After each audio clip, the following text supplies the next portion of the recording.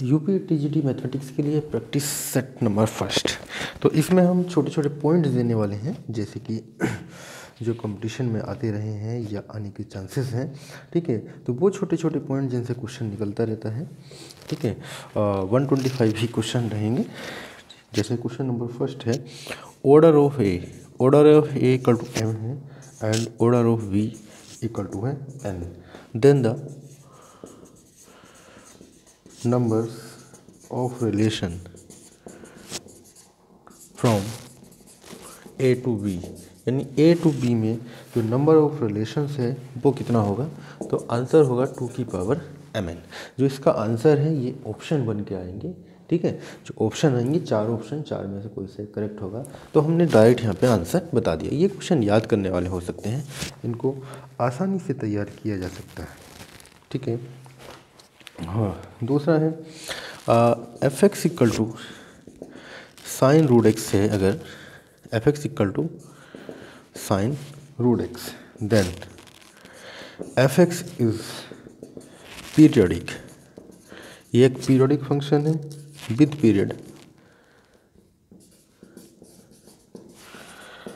Under root 2x।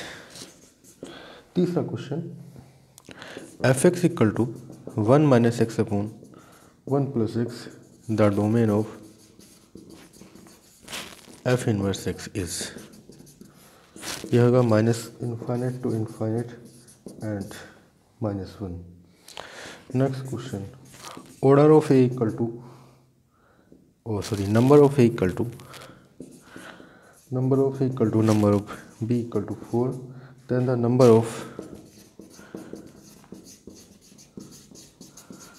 of bijection from A to B. Number of bijection from A to B is, ये होगा 24। A to B के bijection में जो order होता है, number of A and number of B बराबर है, 4 है। तो number of the number of bijection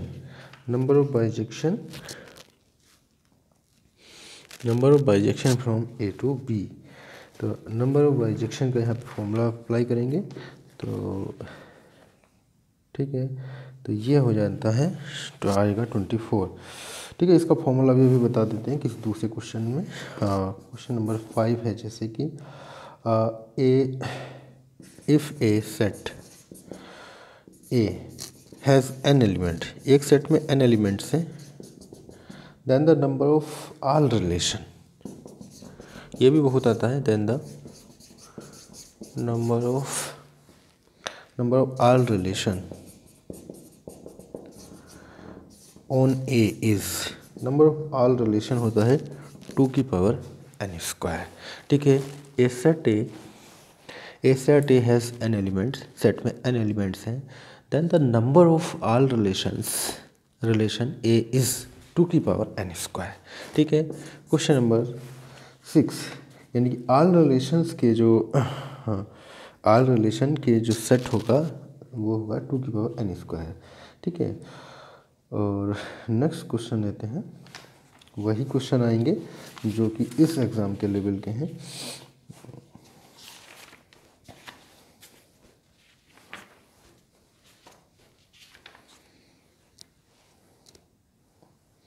एक इन्वर्स का क्वेश्चन भी पीजीटी में आ चुका है, इन्वर्स का डिफरेंशिएशन निकालने का। ठीक है, जब फंक्शन दिया है एफ इन्वर्स एक्स फाइंडिंग करना है, एफ ऑफ एक्स दिया है एफ इन्वर्स एक्स निकालना है, तो वहाँ पे जो क्वेश्चन आ गया है एफ इन्वर्स निकालो फिर उसका डिफरेंशिएशन निकालो। तो ये मैं थोड़ा सा बता देना चाह रहा हूँ, इन्वर्स का तो क्वेश्चन आता ही रहता है, चाहे टीजीटी हो या पीजीटी हो। तो पीजीटी में थोड़ा सा इस बार लॉजिक वाला बनाया है, थोड़ा सा उसको टफ कर दिया है। देखिएगा, हमने ये निकाल लिया, यहाँ पे x इक्वल टू होगा एफ इन्वर्स y, तो x इक्वल टू हो जाएगा y प्लस का 5, यानी कि x equal to y plus का 5/3, यानी कि ये आ गया एफ इन्वर्स y, यानी कि F inverse y equal to है y प्लस का 5/3। देन एफ इन्वर्स x की बात करेंगे तो x प्लस का 5/3 3 आ जाएगा, x प्लस का 5/3। F inverse X equal to होगा x प्लस का 5/3। तो उस क्वेश्चन में क्या था, पहले एफ इनवर्स निकाला फिर उसका डिफरेंशिएशन पूछा हुआ था, ठीक है। तो पीजीटी में दिया था, तो इनवर्स का क्वेश्चन भी आना चाहिए क्योंकि इनवर्स का क्वेश्चन आता रहता है। एक क्वेश्चन यूपीटीजीटी 9 में आ चुका था, F such that 1 infinite tends to 2 to infinite, यानी कि फंक्शन की जो वैल्यूज लाई कर रहा है 1 to 2 में लाई कर रहा है एंड ये belongs to infinite is given by function है x प्लस का 1/x। थोड़ी सी प्रॉब्लम हुई थी, मैंने पीजीटी में प्रैक्टिस सेट नहीं दिए थे तो उसमें कुछ क्वेश्चन ऐसे हैं जो कि आउटर रहे। प्रैक्टिस सेट दिए होते तो वो कुछ क्वेश्चन और कवर हो जाते, फिर भी ऐसा कोई ज़्यादा हार्ड पेपर नहीं था, नॉर्मल पेपर था। एफ इनवर्स एक्स फाइंडिंग करना है, ठीक है। एफ इनवर्स एक्स फाइंडिंग करना सेम इसी तरह से होगा, उसको वाई ट्रीट कर लेंगे। तो यहाँ पे एफ इनवर्स एक्स आता है x प्लस का √x² माइनस का 4/2। तो इस तरह से सोल्व कर सकते हैं इनवर्स का, ये 9 में आया हुआ है, ठीक है। तो जैसे कि ऊपर वाले क्वेश्चन का एफ इनवर्स एक्स निकाले हैं तो इसका भी एफ इनवर्स एक्स फाइंडिंग किया जा सकता है।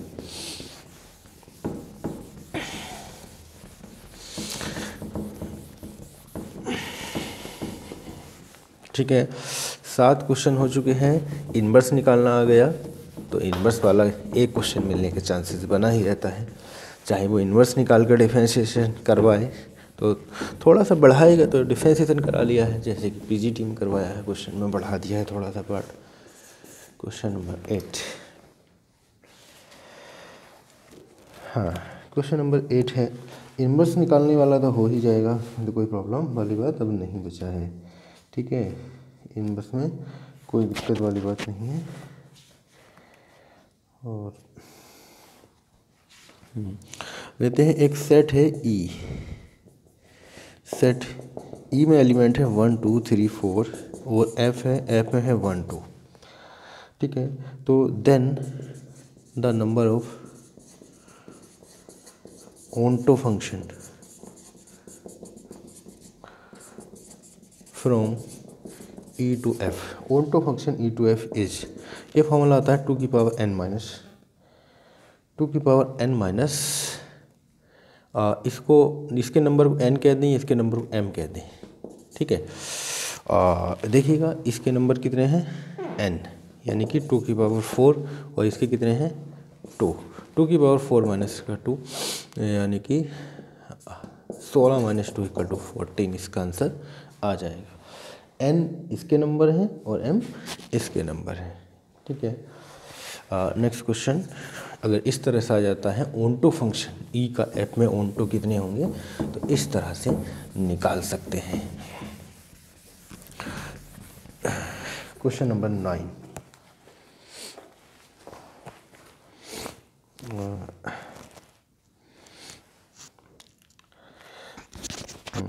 ये क्वेश्चन बहुत आता है, बहुत अच्छा क्वेश्चन है। इफ टू सेट है A and B are having 99 elements, ठीक है। ए एंड बी में 99 एलिमेंट्स हैं इन कॉमन 99 एलिमेंट्स हैं, then the number of elements common to each of the set A cross B and B cross A are, ये होंगे 99 का square, ठीक है। ए एंड बी में दोनों में 99 एलिमेंट कॉमन है, then the number of element common to each of the set A cross B and B cross A are होगा 99 का स्क्वायर। बहुत ज़बरदस्त क्वेश्चन है, ठीक है।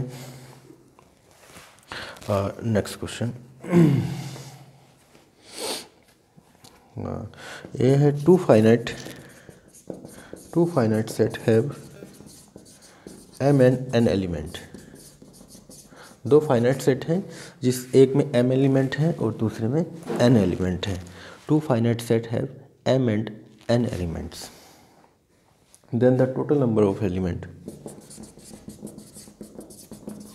The total number of subset of the first set is 48. So first set is 48 more than the total number of subset of the second set. The value of m and n are क्या होंगी? तो formula होता है 2 की power m minus का 2 की power n equal to 48। ठीक है, तो m और n की वैल्यूज यहाँ पर निकाल ली जा सकती हैं। क्वेश्चन में ऑप्शन थे 7 6, बी ऑप्शन था 6 3 एंड सी ऑप्शन था 6 4 एंड डी ऑप्शन था 7 4। यहाँ पे ऑप्शन ड्रा करके आसानी से क्वेश्चन को कर सकते हैं। दो फाइनाइट सेट हैं, m एंड n एलिमेंट्स हैं इसमें, that the total number of subset is 48। यानी कि ऑप्शन ड्रा करेंगे जैसे कि 2 की पावर 6 माइनस का 2 की पावर 4, देखें 48 हटाए कि नहीं, 2 की पावर 6 64 एंड 16 हो गया 48। ठीक है, मैचिंग कर रहा है, बाकी में और किसी में मैचिंग नहीं करेगा।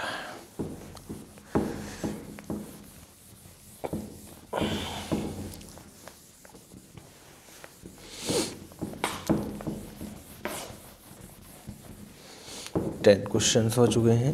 Question number 11,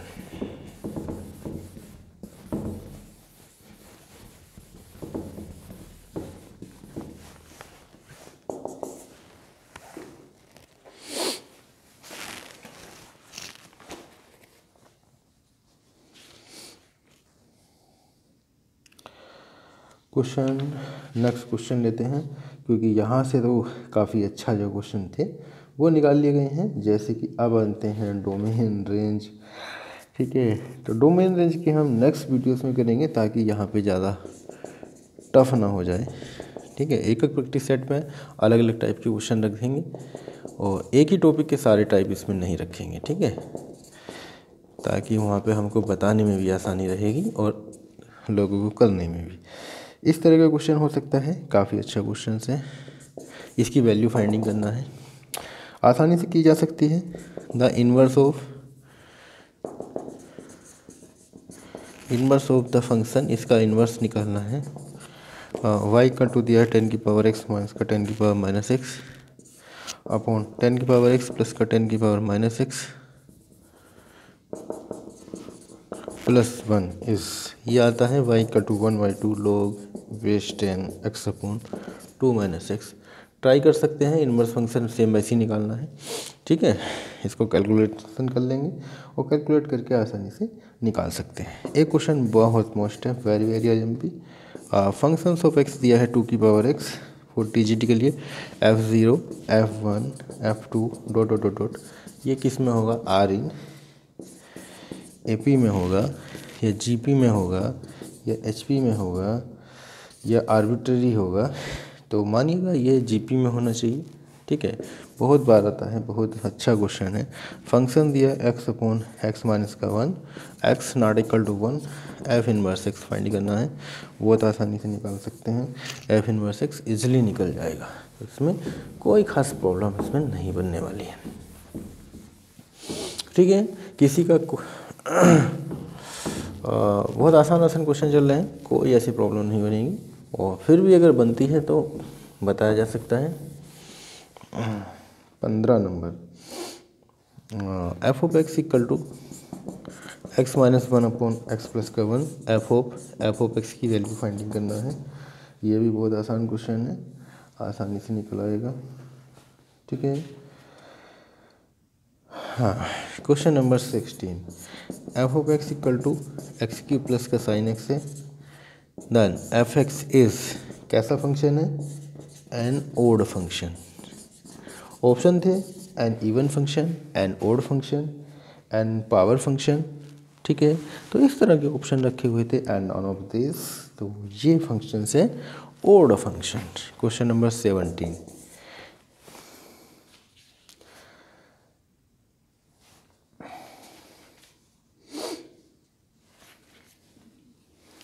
a set A has an element then the total number of subsets of A is, total number of subset is 2 की पावर n होता है। यह UPTGT 2013 में आ चुका है। बहुत आसान सा क्वेश्चन, हर कोई जानता है कि किसी सेट में उप समुच्चयों की संख्या यानी कि सबसेट कितने होते हैं, 2 की पावर n है। सेट में अगर n एलिमेंट्स हैं तो सबसेट्स होते हैं 2 की पावर n। ठीक है, तो ऑप्शन थे n स्क्वायर, 2 की पावर n एंड 2n। ठीक है, तो ये फॉर्मूला ही था। तो ऐसे ऐसे क्वेश्चन भी आ जाते हैं। UPTGT काफ़ी आसान सा होता है और कोई भरोसा नहीं है कभी टफ बना दें, क्योंकि 11 का काफ़ी टफ बन चुका है और अब कोई भरोसा नहीं लग रहा है आसान आ जाए कि टफ हो जाए। तो ऑल लेवल को मानते हुए प्रिपरेशन करनी चाहिए। ठीक है, ये एक क्वेश्चन है। f of x equal to a minus का x की पावर n की power 1/n, then find of f of x की वैल्यू फाइंडिंग करना है। ठीक है, तो ये भी आसानी से निकाली जा सकती है। बहुत अच्छा क्वेश्चन है। ठीक, f of x की वैल्यू यहाँ पे पुट करेंगे, फंक्शन में निकल आएगा। और नेक्स्ट क्वेश्चन है, if the set A has P element, set A has P element, B has Q element, A has P element, B has Q elements, then the number of elements in A cross B is, ये भी बहुत आ चुका है। Set A में P elements हैं, set B में Q elements हैं and number of A cross B, यानी कि A क्रॉस B में कितने एलिमेंट्स होंगे। ठीक है, number of A cross B, A cross B में कितने एलिमेंट्स आते हैं, तो आंसर होता है PQ। ठीक है, 20वां नंबर है। जैसे कि एक PGT में भी इस टाइप का क्वेश्चन है, number of A equal to 3 है, number of B equal to 6 है and A is the subset of B and then the, इस टाइप का लॉजिकल क्वेश्चन हुआ करता है, number of A intersection B is, क्या होना चाहिए। ठीक है, यानी A B का सबसेट है, यानी A B में लाई कर रहा है, B में 6 एलिमेंट हैं, A में 3 एलिमेंट हैं, तो दोनों में जो कॉमन होगा वो 3 ही तो होगा। तो number of A intersection B equal to होगा 3। ठीक है, तो इस टाइप का वहाँ पे भी एक क्वेश्चन मिला है।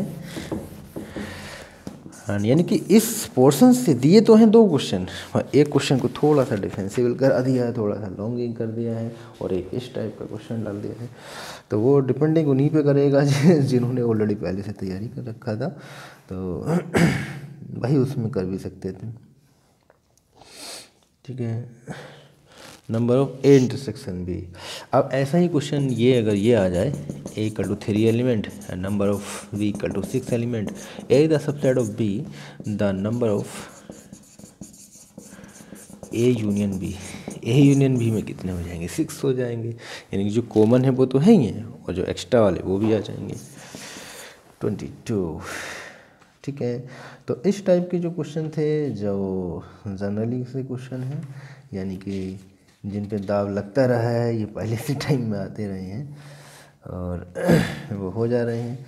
ठीक है, अब इसमें कुछ रिलेशन जो हैं डायरेक्ट फॉर्मूलाज हैं उनको दे देते हैं। एक क्वेश्चन किया था उसका फॉर्मूला उससे में ध्यान नहीं आ रहा था। If a set A has N element, set A में एन एलिमेंट है, then the number of binary relation is, ये होता है n की पावर n स्क्वायर। ठीक है, नंबर ऑफ बाइनरी रिलेशंस होता है n की पावर n स्क्वायर। बहुत अच्छा पॉइंट्स है, क्योंकि अभी तक में ऐसा कोई क्वेश्चन आया हुआ नहीं है, क्योंकि बाइनरी रिलेशन अगर पूछ बैठे तो थोड़ा सा लॉजिक बन जाएगा कि यहाँ बाइनरी रिलेशंस क्या हो सकता है। जैसे कि इस पर अगर क्वेश्चन बना दिया जाए, A में एलिमेंट्स हैं 1 2 3, तो number of binary binary relations हो जाएगा, यानी कि एलिमेंट 3 है, 3 की पावर 3 का स्क्वायर, 3 की पावर 3 का स्क्वायर यानी कि 3 की पावर 9, 3 की पावर 9। ठीक है, तो ये हो जाएगा नंबर्स ऑफ इसका बाइनरी रिलेशंस।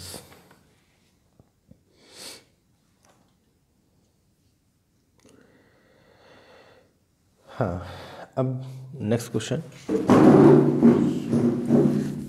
क्वेश्चन नंबर 23 हो चुका है, क्वेश्चन नंबर 24।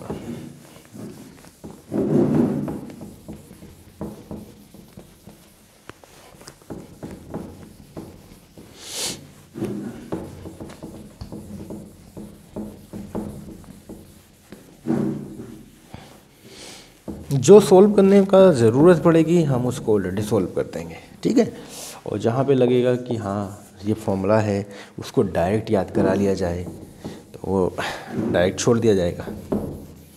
तो ऐसा ना कि बार बार फिर से वही सब करना पड़ रहा है, तो उससे बेटर है कि इसको लिख दिया जाए। The number of function from a finite set A into a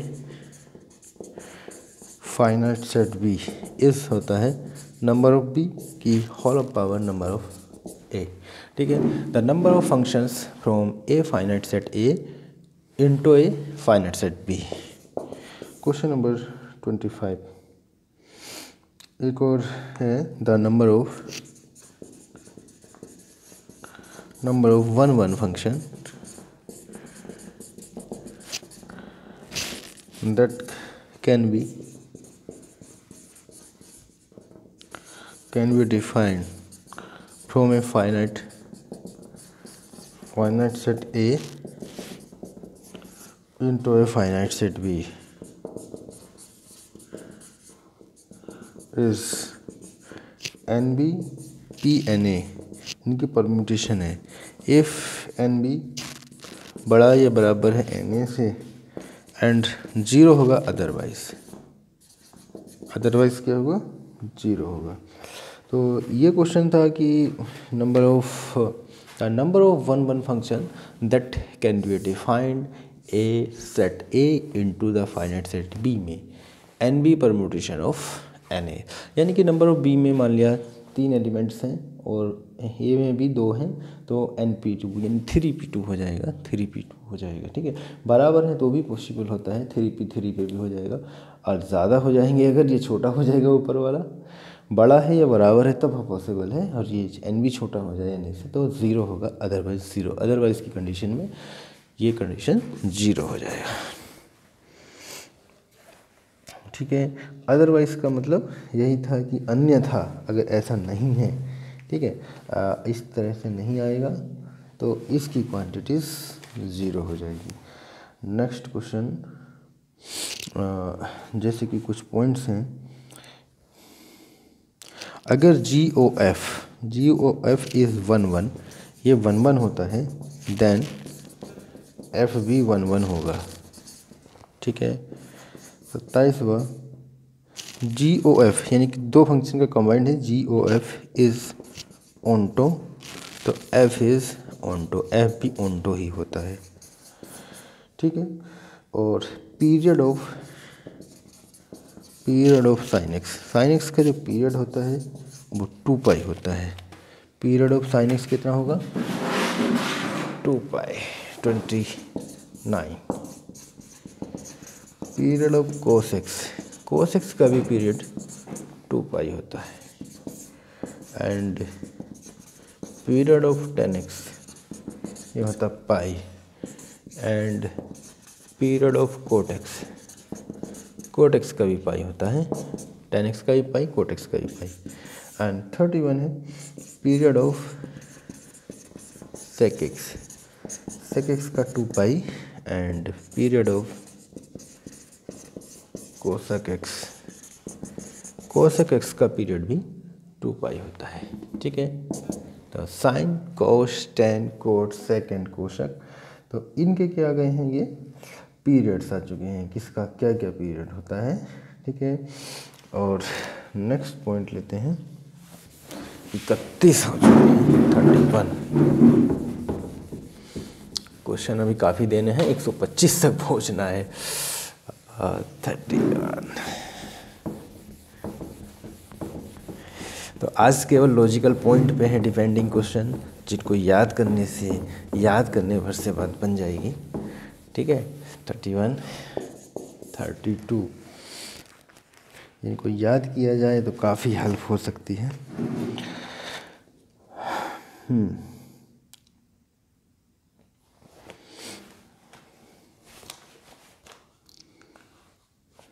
जैसे कि कुछ प्रॉपर्टीज हैं, log 1 बेसिस 0 होता है एंड log a बेसिस 1 होता है, a की पावर log x बेस ए x होता है जब a नॉट इक्वल टू 0 या प्लस माइनस 1 हो तो, एंड log a की power x equal to x हो जाएगा। तो ये तो कि छोटी सी बात है। एक आता है ग्रेटेस्ट इंटीजर, यहाँ पे भी कुछ पॉइंट बन जाता है। ग्रेटेस्ट इंटीजर में ग्रेटेस्ट इंटीजर फंक्शन, अब यहाँ पे इसका यूज होता है डेफिनेट इंटीग्रेशंस में, ये डिनोट किया जाता है इस तरह से। ठीक है, अगर ग्रेटेस्ट इंटीजर 0 है तो वैल्यू 0 होती है, ग्रेटेस्ट इंटीजर अगर 2 है तो वैल्यू 2 होती है, अगर 3/2 ग्रेटेस्ट इंटीजर है तो वैल्यू 1 होती है, माइनस का 1/2 ग्रेटेस्ट इंटीजर है तो वैल्यू -1 होती है, एंड ग्रेटेस्ट इंटीजर ऑफ 22/7 है तो वैल्यू 3 होती है, ग्रेटेस्ट इंटीजर ऑफ √2 है तो वैल्यू 1 होती है। √2 की वैल्यू यानी कि 1.414, तो यानी कि 1 ही दिया जाता है। जो ग्रेटेस्ट इंटीजर्स होता है यानी कि जो f(x) equal to greatest integers of x दिया है, is called the greatest integer function, या इसको स्टेप फंक्शन भी कहते हैं, is called greatest integer function या step function. Greatest integer function या इसको स्टेप फंक्शन भी कहते हैं। ठीक है, तो इसके अकॉर्डिंग हम वैल्यूज फाइंडिंग कर सकते हैं ग्रेटेस्ट इंटीजर्स में। ठीक है, जैसे कि ग्रेटेस्ट इंटीजर 3 होगा तो 3 हो जाएगा, और 3/2 है, 5/2 है, 5/2 का 2 हो जाना चाहिए। तो इस तरह से कभी कभी एक क्वेश्चन हमसे भी डेफिनेट इंटीग्रेशन में हुआ था और उस पर ग्रेटेस्ट इंटीजर गलत लिखा गया। ठीक है, तो उस पर कमेंट भी आता है कि ये गलत है, हाँ भाई मानते हैं, तो उस समय पे ध्यान नहीं दिया, तो एक क्वेश्चन में मिस्टेक है। तो वहाँ पे ग्रेटेस्ट इंटीजर की गड़बड़ी हो गई थी इस तरह से। तो इसलिए बता दिया जा रहा है कि ग्रेटेस्ट इंटीजर्स किस तरह से डिनोटिंग के लिए लिए जाते हैं। ठीक है, तो कहाँ पे क्या वैल्यूज उसकी ली जाती है, तो ये पता रहेगा तो आगे कोई गलती होने का चांसेस नहीं बनेगा। ठीक है, तो इसलिए पॉइंट है फंक्शंस के टॉपिक्स में जा तो बता देना काफ़ी अच्छा होता है। क्वेश्चन बन चुके हैं 33। Next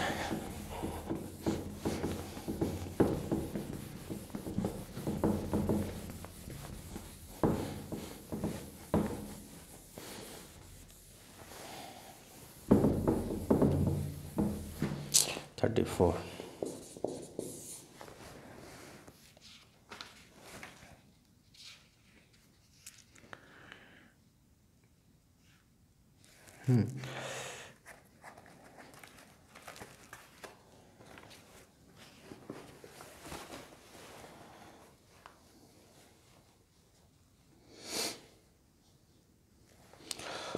number of a minus B equal to होता है नंबर ऑफ a माइनस के number of a intersection b। यहाँ से भी एक क्वेश्चन डिमॉर्गन लॉ वगैरह से निकल जाता है, जबकि आते रहते हैं क्वेश्चन, कभी कभी होता है किसी एग्जाम में ना आए, जनरली इसका चांसेस बना होता है। अब देखिएगा, ये है order of a equal to m है एक, and order of v equal to n है। The number of possible relation from a to b equal to होता है 2 की पावर mn। ठीक है, ऑर्डर ऑफ ए एम, यानी कि ए कोई सेट है, उसका ऑर्डर एम है, बी का ऑर्डर एन है, तो इसमें जो पॉसिबल रिलेशंस हो सकते हैं वो होगा 2 की power M N.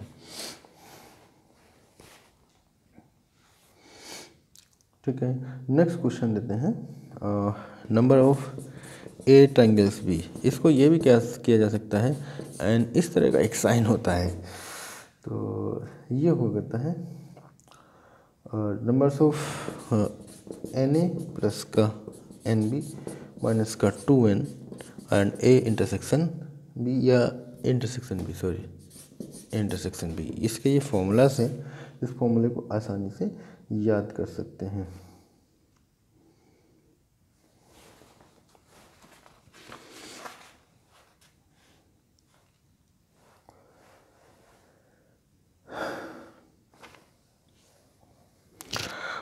Order of A cross का B equal to order of A order of B.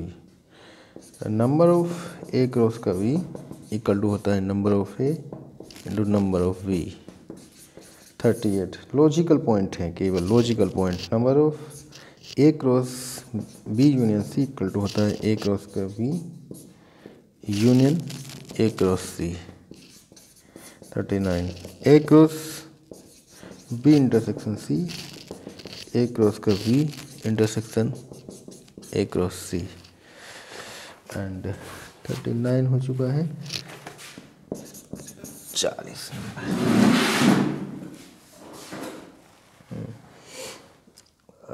A cross का बी इंटरसेक्शन सी क्रॉस का डी इक्वल टू होता है A intersection C cross B intersection D. And 31 oh sorry 31 नहीं 41, तो पता लगे 10 question पीछे पहुंच जाए। ओहो, ये तो मामला गड़बड़ हो गया।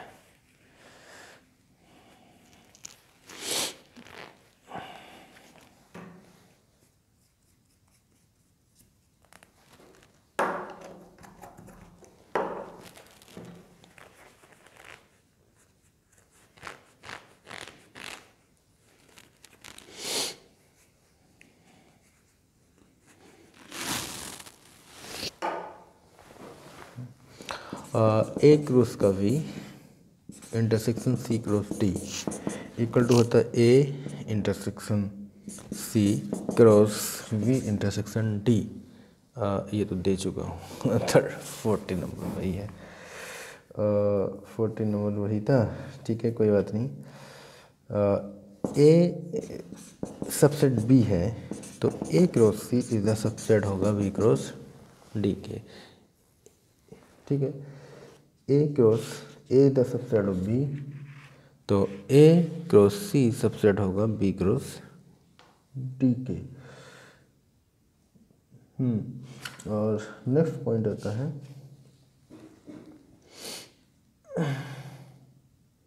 डी मॉर्गन लॉ पे। यहाँ से क्वेश्चन आते रहते हैं। डी मॉर्गन लॉ पे 4 प्रॉपर्टीज होती हैं। ए यूनियन बी का डैश, कहीं कहीं सी लिख देते हैं, सी लिखते हैं या डैश ही होता है, मतलब एक ही बात है, सी लिखा है या डैश है, तो वो होगा एक कॉम्प्लीमेंट। इसको कॉम्प्लीमेंट बोला जाता है। सी अगर लिखे तो या डैश लिखे हैं वो भी कॉम्प्लीमेंट ही है। A dash intersection B dash. ठीक है, पहला तो ये होता है। एंड ए इंटरसेक्शन बी का dash equal to A dash union B dash. एक होता है ए माइनस का B union C equal to A minus का बी इंटरसेक्शन ए माइनस का सी। एंड ए माइनस का B intersection C equal to A minus का B union of A minus का C. तो इसकी 4 प्रॉपर्टी डी मॉर्गन लॉ पे होती है। तो पहले टाइम में यूपी टीजीटी एंड पीजीटी दोनों में ही एक क्वेश्चन किसी प्रॉपर्टी पर डिपेंडिंग दे दिया गया, चाहे तो वो कंडीशन यही में दे दी गई चारों में, या फिर न्यूमेरिकली करके दे दिया गया है। तो ठीक है, तो इस तरह से क्वेश्चन आता रहा है। और जब टफ आता है तो भाई बदला जा सकता है, स्टैंडर्ड बदला जाता है। फिर भी दोनों के स्टाइल से करना है तो छोटे मोटे सभी, छोटे भी क्वेश्चन बड़े भी क्वेश्चन सभी को ध्यान में रखा जाता है। अगर हम 10 प्रैक्टिस सेट देते हैं तो बहुत क्वेश्चन हो जाएंगे, तो अभी चल रहा है पहला।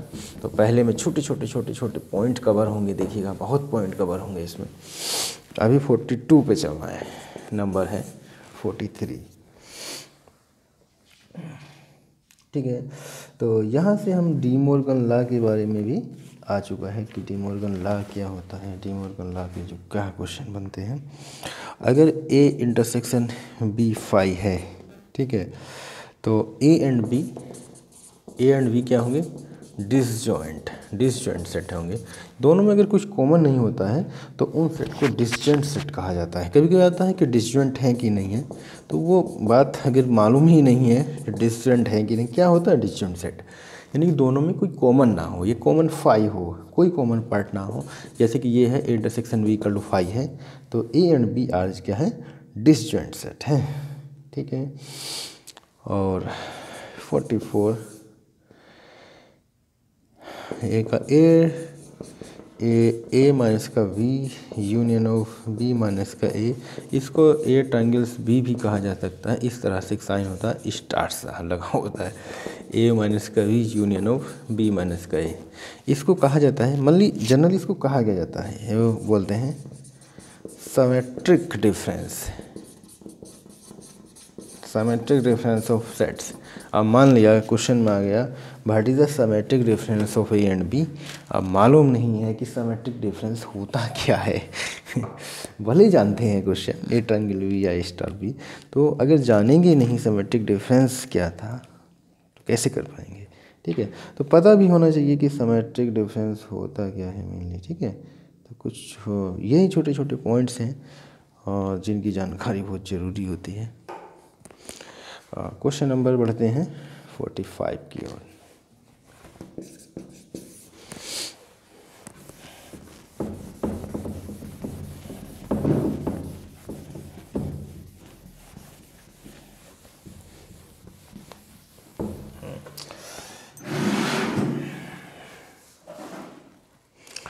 क्वेश्चन नंबर है हमारा 45।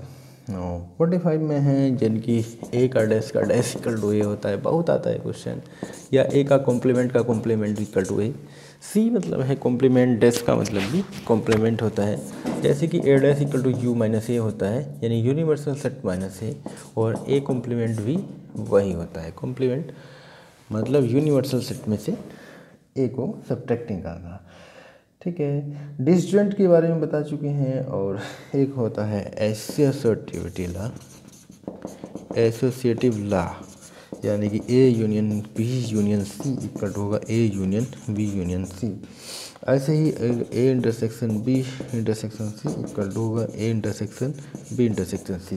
तो अगर इस तरह की कंडीशन है तो वो आती है आपका एसोसिएटिव लॉ में। ऐसी अगर कोम्यूट कर रहे हैं तो A union B equal to B union A and A intersection B equal to B intersection of A intersection B, A union B union A and A intersection B equal to B intersection of A. ठीक है, तो कोम्यूट करना यानी कि दोनों एक दूसरे की जगह कोम्यूट हो सकते हैं या परिवर्तित किए जा सकते हैं, तो ये वो वाली कंडीशन है। डी मॉर्गन लॉ हो ही चुका है। डिफरेंस ऑफ सेट, डिफरेंस यानी कि घटाना क्या होता है। ठीक है, जैसे कि ए है हमारे पास 1 2 3 एंड बी है 2 3 4, तो ए माइनस का वी लेना है 1 2 3 में से 2 3 4 अगर सब्ट्रैक्टिंग करना तो 2 3 कट जाएगा तो बचेगा 1, तो ए माइनस का बी इक्वल टू आ जाएगा 1। 48 आ चुका है। अब लेना है नंबर 49।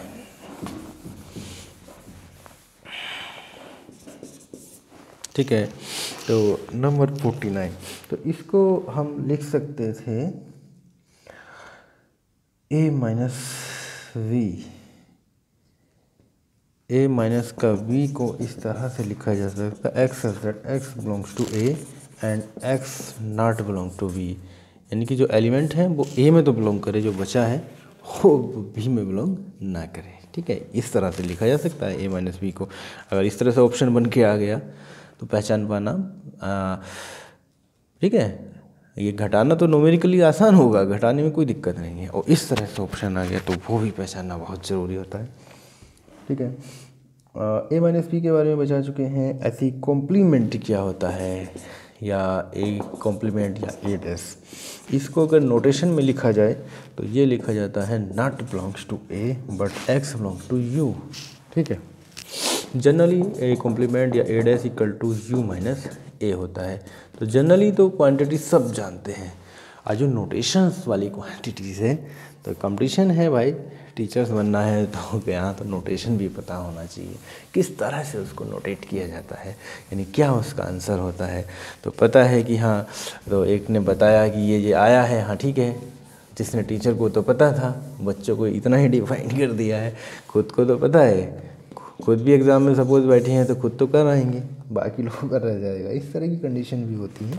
ठीक है, तो यहाँ पर जैसे कि ए सबसेट ऑफ बी है, तो अगर कॉम्प्लीमेंट की बात किया जाए, बी का जो कॉम्प्लीमेंट है इज़ द सबसेट ऑफ ए का कॉम्प्लीमेंट। ठीक है, या इसको कहते हैं बी कॉम्प्लीमेंट ऑफ ए का कॉम्प्लीमेंट। ठीक है, एक ही बात हुआ। 51 नंबर। ठीक है, अगर ए एंड बी दो सेट हैं, A and B are any two set, दो सेट्स हैं, तो ए माइनस का बी को होता है ए इंटरसेक्शन बी का कॉम्प्लीमेंट, या इसको कह सकते हैं ए इंटरसेक्शन बी का डैश, और B minus A equal to होता है बी इंटरसेक्शन ए का कॉम्प्लीमेंट, या बी इंटरसेक्शन ए का डैश।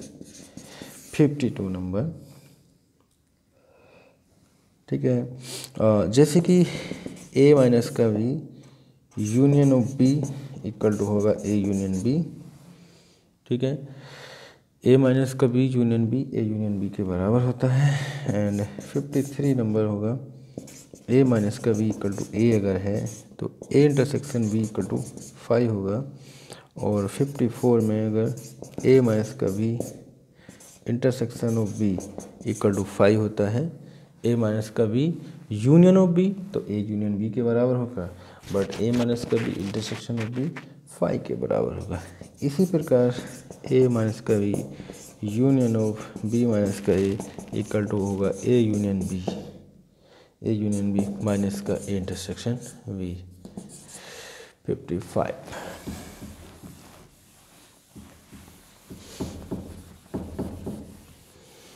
अब बढ़ते हैं 56। ऑर्डर हो चुका है, डी मॉर्गन लॉ हो चुका है। अब बात आता है रिलेशन में। अभी जो मेन पॉइंट है वो तो रह ही गए हैं। ठीक है, मेन पॉइंट क्या क्या हैं, जैसे कि जानते हैं इक्विवेलेंट रिलेशन क्या होता है।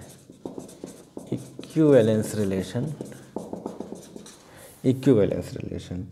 यानी कि R is a relation R in A set A is called equivalence relation. R is reflexive, symmetric and transitive. यदि आर रेफ्लेक्सिव हो, सिमेट्रिक हो एंड ट्रांसेसिव हो तो वो रिलेशंस ए का रिलेशन इक्विवेलेंस रिलेशन कहलाता है। A relation R in A set is called equivalence relation if R is reflexive, symmetric and transitive. यानी कि पहला जो रिलेशन है a relations a for every value A belongs to A, और second relation है a relation B that is the be relation to A, and third है a relation to B and be relation to C that implies a relation to C. ठीक है, तो इन रेफ्लेक्सिव relation में, रेफ्लेक्सिव symmetric में ए का B में, B का ए में, ये होगा रेफ्लेक्सिव रिलेशन, ये होगा सिमेट्रिक रिलेशन,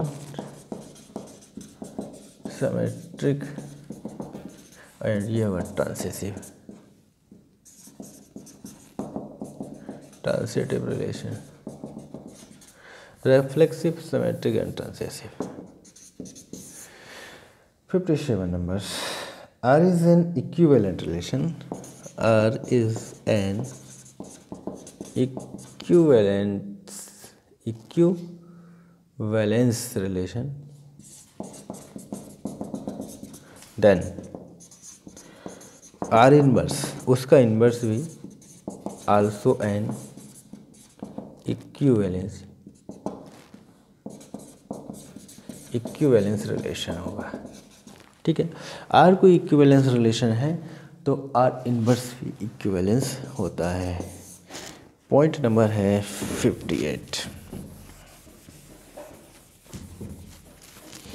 57, 58। ठीक है, आर कोई इक्विवेलेंस है तो उसका इनवर्स भी इक्विवेलेंस रिलेशंस होता है। तो पहले बता दिया गया है कि इक्विवेलेंस रिलेशंस क्या है, किस तरह से डिफाइन होता है, ठीक है, किस तरह से लिया जाता है।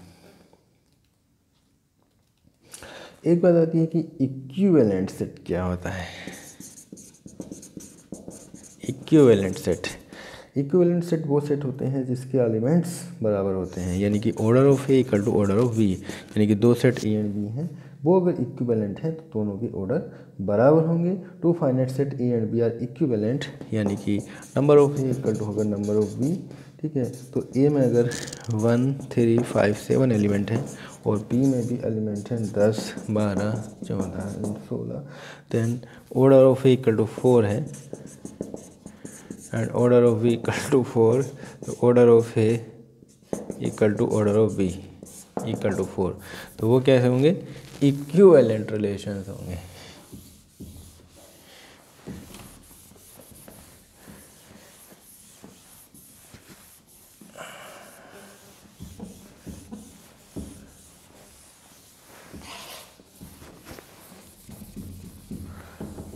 अट्ठावन 59, 59।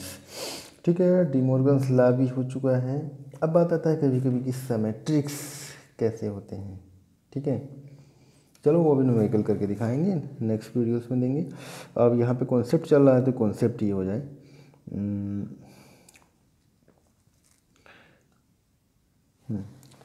अब आता है power of set. Power set, इस पे यहाँ से क्वेश्चन निकल आता है, पावर सेट से कभी कभी आ जाता है। ठीक है, पावर ऑफ सेट जनरली सब लोग जानते ही होंगे, A be any set, let A be any set, A कोई सेट है। ठीक है, the set of all subset of A is called power set of A. ठीक है, पावर सेट ऑफ ए, यानी set of all subset of A is called the power set of A, उसका power set कहलाता है। यानी कि बात आती है कि ए में अगर इसको डिनोट करते हैं पी ऑफ ए, यानी कि पावर सेट ऑफ ए, इसको पावर सेट ऑफ ए से कहा जाता है। अगर ए में एलिमेंट है मान लिया 1, 2, तो उसके जो सबसेट होंगे, सबसेट क्या होंगे, एक तो 5 होगा, एक 1 होगा, एक 2 होगा और एक 1, 2 होगा। ये ही इसको ही पावर ऑफ ए यानी कि पावर सेट ऑफ ए कहलाएगा। ठीक है, क्या हो जाएगा ये, पी ऑफ ए यानी कि पावर सेट ऑफ ए।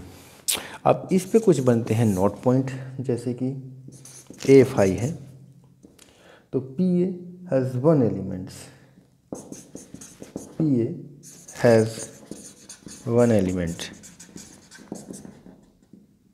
कौन सा होता है, 5 होता है, यानी कि number of P A equal होता है 1। दूसरा पॉइंट बनता है power set of A given set is always non empty. जो पावर सेट होता है, इसको नया क्वेश्चन ने बना दिया, power set of A given set is always non empty. हमेशा कुछ ना कुछ एलिमेंट ज़रूर होता है, चाहे एक ही एलिमेंट हो या 5 हो केवल, तो वो हमेशा नॉन एम्प्टी होता है। तो इस पे भी क्वेश्चन बनाया जा सकता है, power set of A given set is always non empty, हमेशा खाली नहीं होता है, उसमें कुछ ना कुछ एलिमेंट ज़रूर होता है। और ये क्वेश्चन बहुत आ चुका है।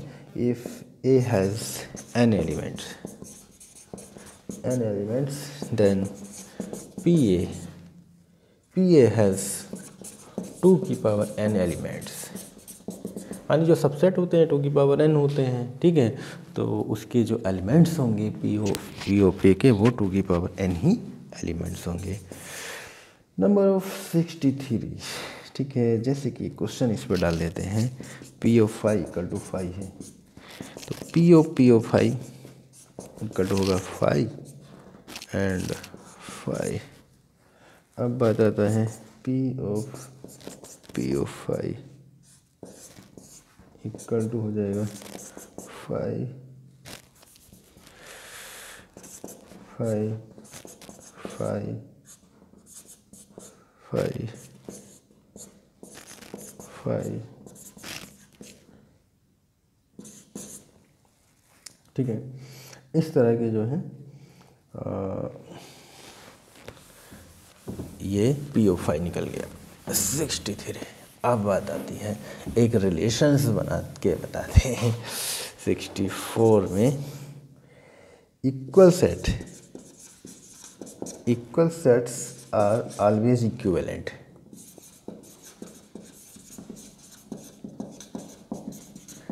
इक्वल सेट हमेशा इक्विवेलेंट होते हैं, but equivalent set may not be equal, ठीक है। Equal set and equivalent set में थोड़ा सा डिफरेंट होता है। इक्वल सेट ऑलवेज इक्विवेलेंट, ठीक है। इक्वल सेट हमेशा इक्विवेलेंट होते हैं, always equivalent, but equivalent set may not be equal. हो सकता है कि ये आपस में इक्वल ना हो।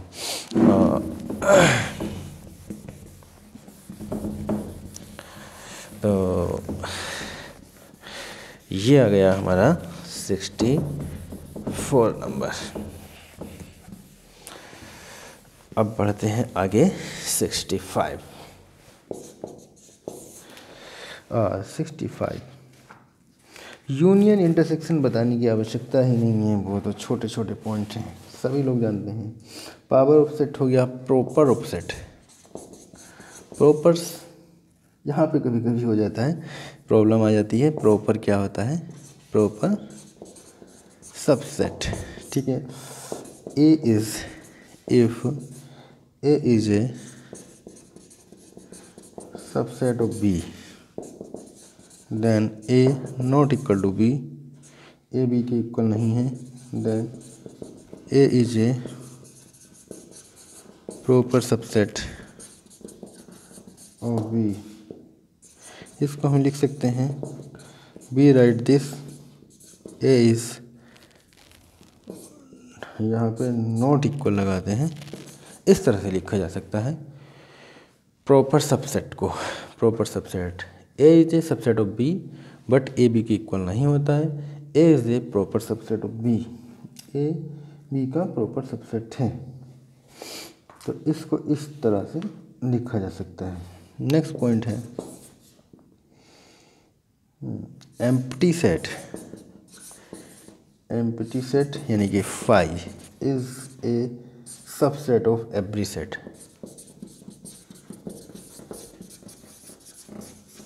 ठीक है।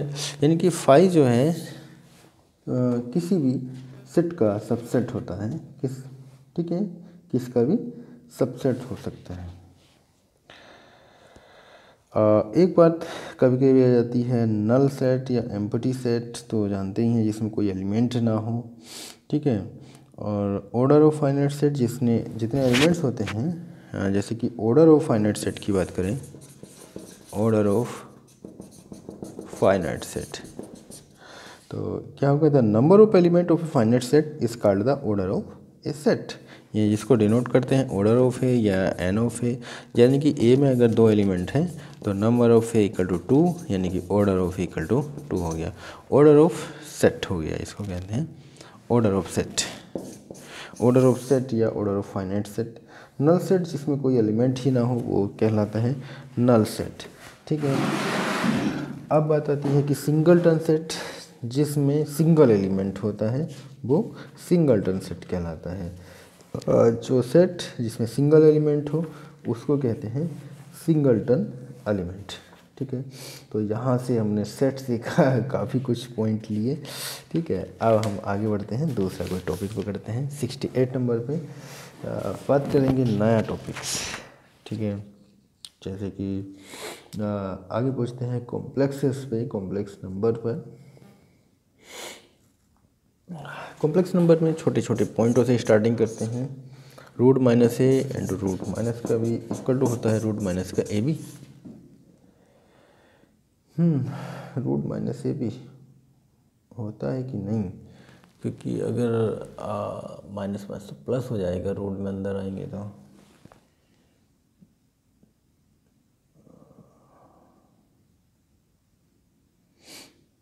दो नोट पॉइंट हैं। जनरली इस पॉइंट को गलत बताया जाएगा।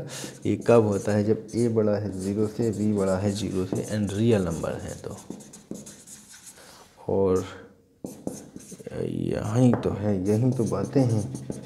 ये सब लोग जानते हैं, ठीक है। ये तो सब जानते ही हैं। ये तब होता है ए बराबर 0 हो या बी बराबर 0 हो, तब वेरीफाई करेगा।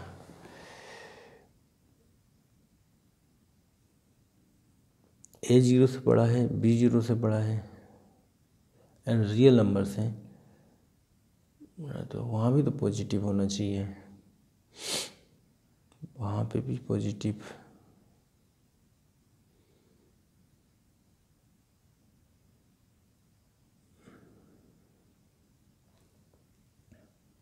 कॉन्सेप्ट तो यही दे रखा है। जनरली जो पढ़े हुए कॉन्सेप्ट है वो तो प्लस ही, माइनस माइनस प्लस हो जाएगा रूट में एक साथ जाके, है ना। रूट में ये जैसे कि रूट ए रूट बी, तो रूट ए भी हो जाएगा, रूट ए भी होगा तो वो माइनस माइनस प्लस भी हो जाएगा।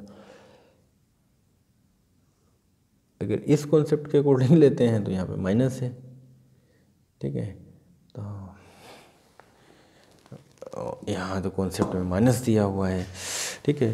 तो इस तरह का क्वेश्चन होता है कभी कभी, जो कॉन्सेप्ट पहले से जाने नहीं होते हैं और वो समझ में आए, वो आकर आ जाए तो उसको गलत ही माना जाएगा कि हाँ गलत है, डाउट ही लग रहा है। कितने हो चुके हैं? 68 हो चुके हैं।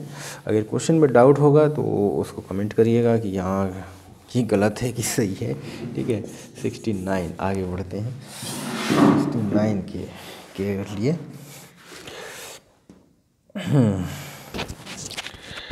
69 कॉम्प्लेक्सेस नंबर में चल रहे हैं, तो कॉम्प्लेक्स में कुछ छोटे छोटे पॉइंटों पर डिपेंडिंग करेंगे। जैसे कि Z is purely real, Z is purely real. अगर जेड प्योरली रियल है तो क्या रिलेशन हो सकता है? जेड इक्वल टू जेड बार हो सकता है प्योरली रियल के लिए, क्योंकि इमेजिनरी पार्ट इसका 0 होता है, जेड इक्वल टू जेड बार होगा। पॉइंट और होता है जेड बार का जेड, जेड का डबल बार इक्वल टू होता है जेड के बराबर, जेड बार का बार, जेड बार का bar equal to Z. Z equal to होता है एक्स प्लस का आई वाई, जेड बार होता है एक्स माइनस का i Y and Z double बार होगा एक्स प्लस का आई वाई। फिर से वही आ जाएगा, यानी कि जेड आ जाएगा, Z double bar equal to Z आ जाएगा। 71 number.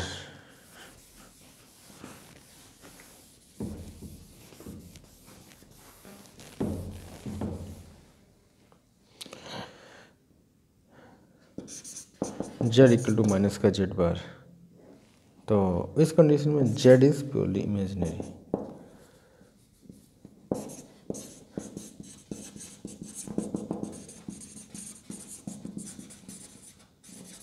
Purely imaginary. 72 mod of Z square equal to होता है जेड जेड बार। 73 होगा Z1 plus Z2 plus minus Z2 का बार इक्वल टू होगा mode of Z1 and mod of Z2 and Z1 upon Z2 का बार, total का बार Z1 bar upon Z2 का बार। 74 हो चुका है। और कुछ रिलेशन वाले पॉइंट हैं जिन पे काफ़ी क्वेश्चन डिपेंडिंग करते हैं, काफ़ी क्वेश्चन वहाँ से बना करते हैं, वो देते हैं। जैसे कि क्वेश्चन नंबर 75 में mode of Z1 plus Z2 कभी भी यूज हो जाता है इनका, मोड ऑफ Z1 प्लस का मोड ऑफ Z2, ठीक है, कहीं कहीं प्रॉपर्टीज में यूज हो जाता है। एंड आगे है Z1 माइनस का Z2 का bar is greater and equal to Z1 bar minus का Z2 का बार, अलग अलग, ठीक है। और एक और है Z1 प्लस Z2 का bar is greater than equal to होता है mod of Z1 minus mod of Z2।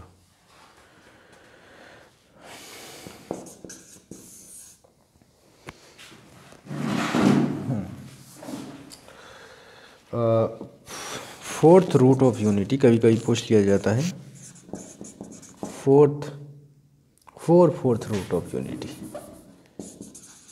Fourth roots of unity, fourth roots of unity होता है 1 minus 1 i and minus I.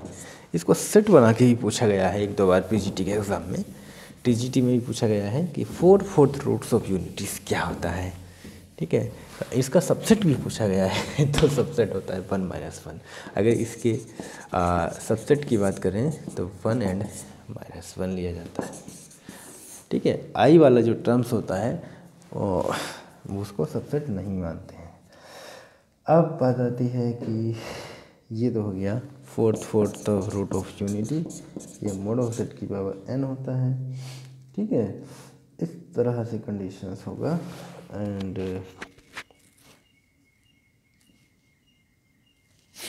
Z lie in the first quadrant। अगर Z पहले quadrant में लाई कर रहा होता है तो Z inverse lie in the fourth quadrant.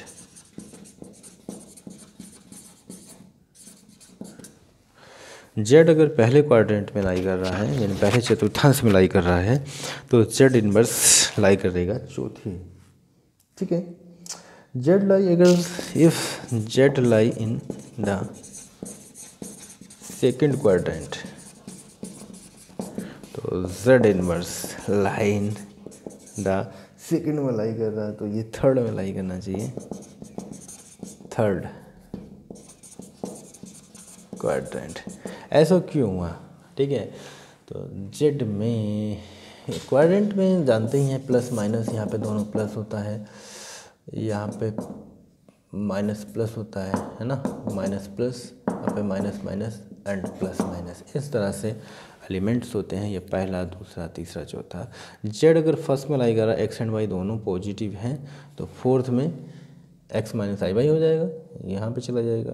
अगर सेकंड में लाई कर रहा है, एक माइनस है तो Z बार जो है दोनों माइनस हो जाएंगे, इसमें चला जाएगा, ठीक है। 81 हो चुका है, 82 पॉइंट्स। यार टाइम की बात होती है कि नहीं निकाल पाते उस समय पे, होता तो कुछ नहीं है मेनली। आर्गूमेंट पे भी कुछ क्वेश्चंस आएंगे, जैसे कि क्यूब रूट ऑफ यूनिटी क्या होता है। Cube roots of unity 1 omega and omega square, generally ये लोग जानते ही हैं। 1 इक्वल टू होता है, sorry omega equal to 1 plus √3 i upon 2।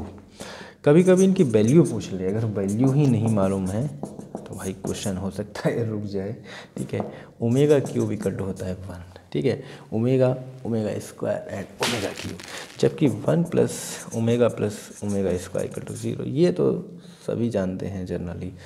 कभी प्रॉब्लम होती है कि ओमेगा की वैल्यूज़ क्या है, ओमेगा स्क्वायर की वैल्यूज़ क्या है, तो वो माइंड से उतर जाती है या फिर गड़बड़ होने के चांसेस बना रहता है।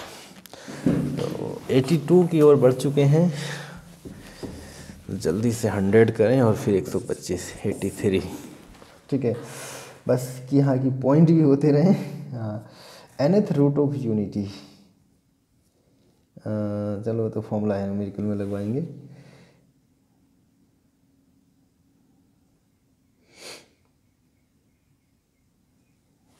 Each complex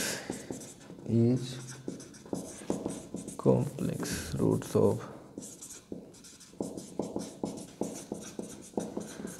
of unity is the square of the other. Each complex roots of unity is the square of other. 84 number, ठीक है। अब बात आती है कि आर्गूमेंट क्या होता है। जैसे कि z equal to x plus का आई वाई है, z equal to x plus i y है, तो इसमें जो आर्गूमेंट ऑफ z होता है, argument of z equal to होता है tan inverse y upon x। ये होता कब है, जब x 0 से बड़ा हो और y भी 0 से बड़ा हो। दूसरा प्रॉपर्टी बन जाती argument of z equal to होगा पाई माइनस का tan inverse y upon x, जब x छोटा हो 0 से एंड y बड़ा बराबर हो 0 से। तो आर्गूमेंट पे कुछ पॉइंट्स ऐसे हैं जब दोनों ही बड़े होते हैं, तो ये जनरली हम लोग क्या जानते हैं, argument jet ten inverse y upon x. पर जो एग्ज़ाम में क्वेश्चन आता है वो डिपेंडिंग करता है x एंड y की वैल्यूज़ पर, आप देख सकते हैं। तो ये हो जाएगा आर्गूमेंट ऑफ z, ठीक है। और आर्गूमेंट ऑफ z आगे हो जाएगा टू पाई माइनस का tan inverse y upon x, जब x 0 से बड़ा हो एंड y 0 से छोटा हो, ठीक है। And argument of z equal to हो जाएगा माइनस का 5 प्लस का tan inverse y upon x, जब x 0 से छोटा हो एंड y भी 0 से छोटा हो, ठीक है। और प्रॉपर्टीज़ बन जाएगी argument of z equal to pi by two हो जाएगा जब x बराबर 0 एंड y 0 से बड़ा हो। तो यहाँ पे कई क्वेश्चन निकाले जा सकते हैं, जितने भी पार्ट हैं सब पे एक एक क्वेश्चन बनाया जा सकता है, ठीक है। तो ये प्रॉपर्टीज आर्गूमेंट ऑफ z की, इसलिए मैंने एक पॉइंट नहीं कहा था, क्योंकि आर्गूमेंट ऑफ z यही ज़्यादातर जानते हैं। ये सब कॉन्सेप्ट पॉइंट हैं, इन कॉन्सेप्ट पॉइंट के बिना कंपटीशन में आसान नहीं होता है, क्योंकि कंपटीशन है तो वो ऐसे ही पॉइंट रखेंगे क्योंकि इन पर डिपेंडिंग कर रहा होता है। x बराबर 0 है and y is greater than to 0, तब argument of z pi by two होता है। यहाँ पे काफ़ी बार क्वेश्चन आ चुके हैं, इस टाइप में क्वेश्चन बना दिया जाता है। जनरली हम देखिएगा x अगर 0 है तो ये 0 हो गया, इनफाइनाइट हो गया, पाई बाई टू तो आएगा ही, सीधी सी बात है ना। कॉन्सेप्ट पे पूछ लिया तो कॉन्सेप्ट ये बन जाएगा। और argument of z equal to होगा 3 pi by two, x equal to 0 and y less than to 0। And argument of z1 z2 की अगर प्रॉपर्टी करते हैं, argument of z1 plus argument of z2 and argument of z1 upon z2 equal to argument of z1 minus का argument of z2, argument of z plus का argument of z plus का argument of z bar equal to 2 pi and argument of z देखिएगा what small capital ARG plus का capital argument of, ये सब small वाले थे, ठीक है। अगर कैपिटल ARG लिया जाता है तो ये होता है इक्वल टू 0, ठीक है। जबकि ARG is argument of z not defined, ARG is not defined if z equal to 0। अगर z 0 होता है तो ARG डिफाइंड नहीं करता है, ठीक है। ये सब चीज़ की प्रॉपर्टीज़। अब कुछ पॉइंट्स हैं आर्गूमेंट z की। 84 में हो चुका है, बढ़ते हैं 85 की ओर। क्वेश्चन नंबर 85, z प्लस का z bar is purely real होता है।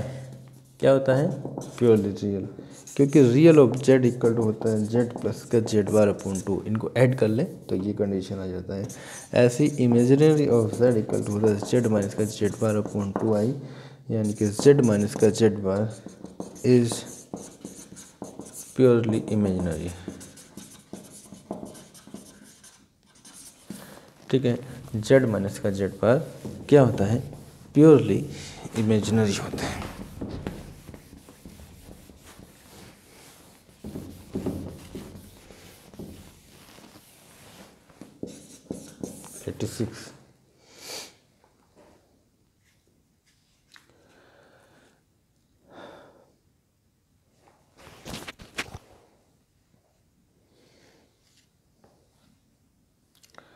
The three cube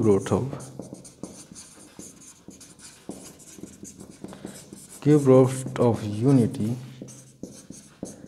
are the vertices of an equilateral triangles inscribed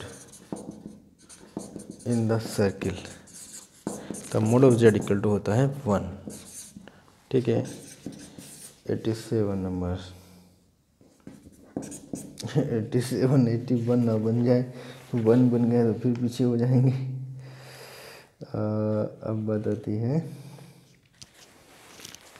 यहाँ से कुछ मोस्ट पॉइंट निकालना है। ठीक है, जैसे कि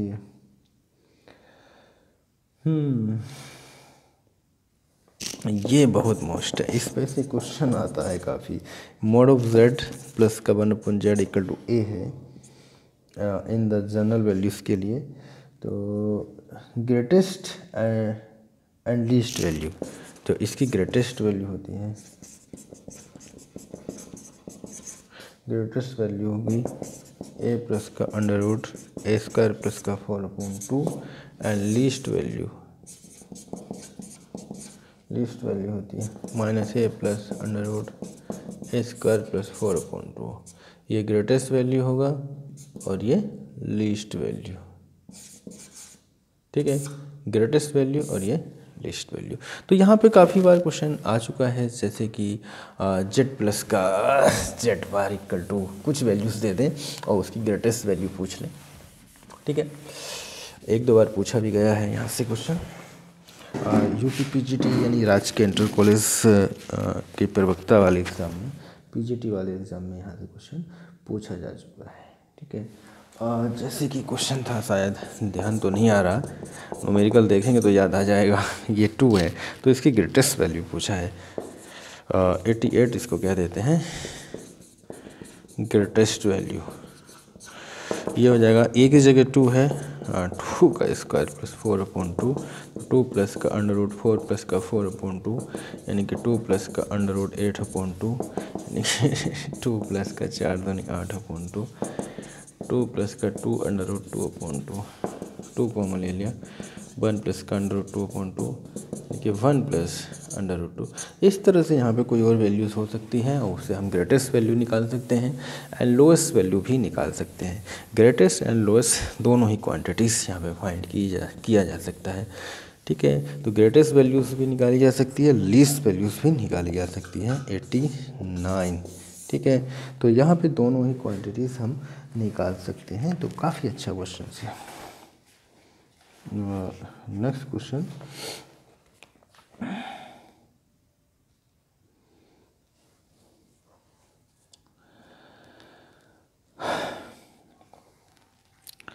एक क्वेश्चन है the area of the triangles whose vertices are z है, iz है एंड z प्लस का iz है इज 1/2 मॉड ऑफ z का स्क्वायर। ठीक है, the area of the triangle whose vertices are z iz and z plus iz। तो इसमें numericals हो सकता है, जैसे कि क्वेश्चन है the area of triangles is 50। Area of triangles on the complex area of triangles on the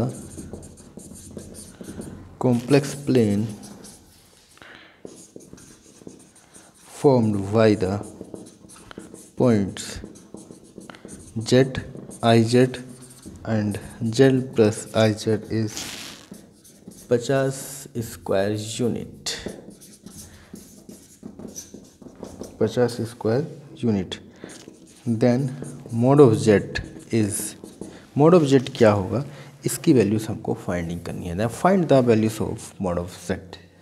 formula सबके सामने ही है। हाँ, area of z i z and Z plus i z की कंडीशंस में एरिया 50 दिया है। Area of triangle equal to है 1/2 मॉड ऑफ जेड का स्क्वायर, 50 दिया है 1/2 मॉड ऑफ जेड का स्क्वायर यानी कि 100 equal to mod of Z का स्क्वायर यानी कि mod of Z equal to आ जाएगा 10।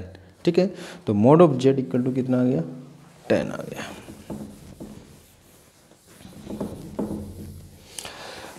Question number 91, question number 91। चलो भाई 35 क्वेश्चन और दे रहे हैं। 91 मतलब पॉइंट्स दे रहे हैं, केवल क्वेश्चन नहीं है। क्वेश्चन देंगे तो सॉल्यूशन सारे नहीं हो पाएंगे। यहाँ पे कॉन्सेप्ट प्लस सॉल्यूशन है। Area of triangle, triangle with vertices, vertices Z, omega Z and Z plus का omega Z is √3/4 mod of Z का square. Z1, Z2 and Z3 with the vertices of an equilateral triangles and Z0 with the circumcenters। Z0 क्या है, with the circumcenter। Then Z1 square plus Z2 square Z3 square equal to 3 Z0 का square. ठीक है। ये कोई Z1, Z2, Z3 with the vertices of an equilateral triangles and Z0 the circumcentres, then एक relation है। तो Z1 square plus और Z2 square, Z1 square plus Z2 square. यार क्वेश्चन पे दिमाग रह गया। Z1 square plus Z2 square plus Z3 का स्क्वायर इक्वल टू होगा 3Z0 का स्क्वायर। ठीक है। तो इस तरह से यह एक इक्विलेटरल ट्रायंगल्स में एक फॉर्मूलास बनाया जा सकता है। ठीक है। जनरली फॉर्मूला होता है इक्विलेटरल ट्रायंगल्स का क्षेत्रफल का √3/4 भुजा स्क्वायर। तो उसी तरह से ये वाला बनता है, वो उसी से बनता है। और यहाँ पे जो फॉर्मूलास बनेगा Z1, Z2, Z3 की फॉर्म में। क्वेश्चन नंबर बताते हैं 39 पे, 93 पर, सॉरी 39 नहीं है। ऐसे ही अगर vertex Z1, Z2, Z3 dot Zn हो with the vertices of regular polygon,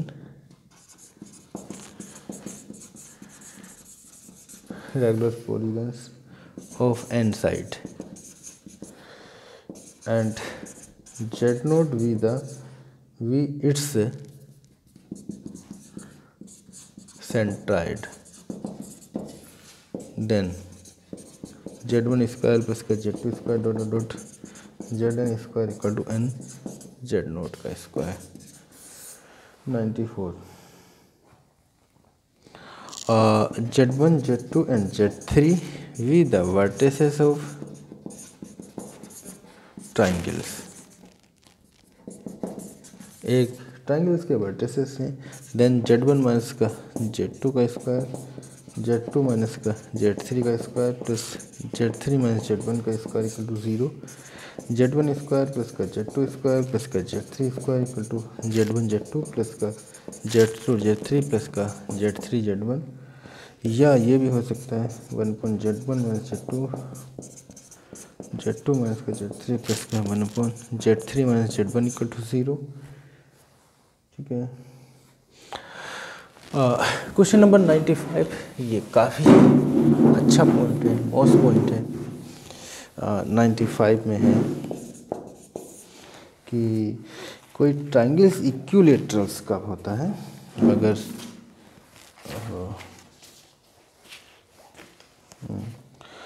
0, 1 and 1/2 plus √3/2i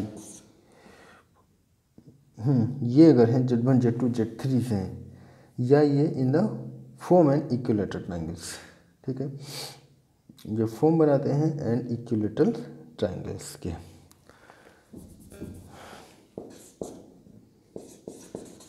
form and equilateral triangle 96।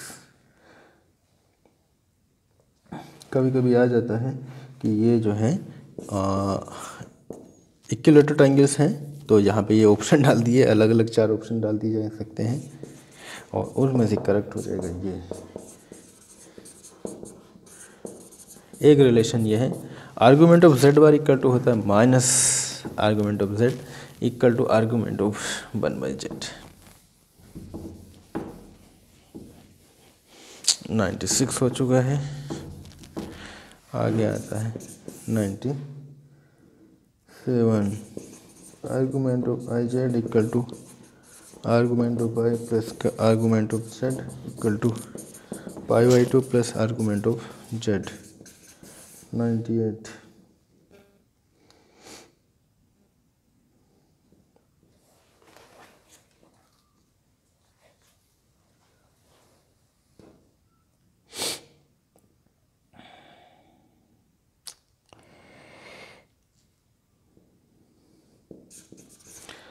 the nth root of unity form a GP। nth root of unities GP में होती है।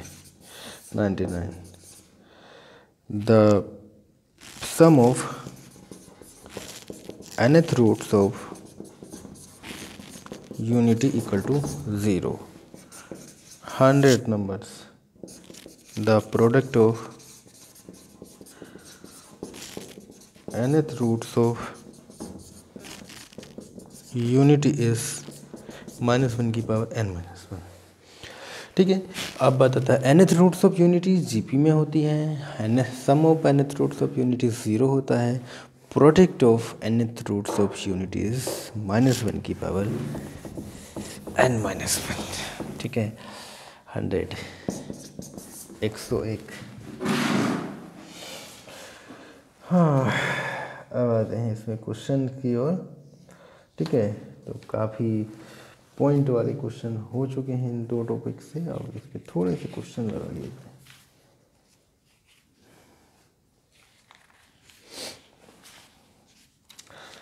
Question भी नहीं कह सकते तो लगाने के लिए दे सकते हैं, z equal to Z bar है, ये हो चुका है पीछे, and z is purely real. Option थे purely real, purely imaginary, and दोनों बराबर हैं, तो ये पीछे प्रॉपर्टीज में हम दे चुके हैं, वहाँ पे हो चुका है। ठीक है,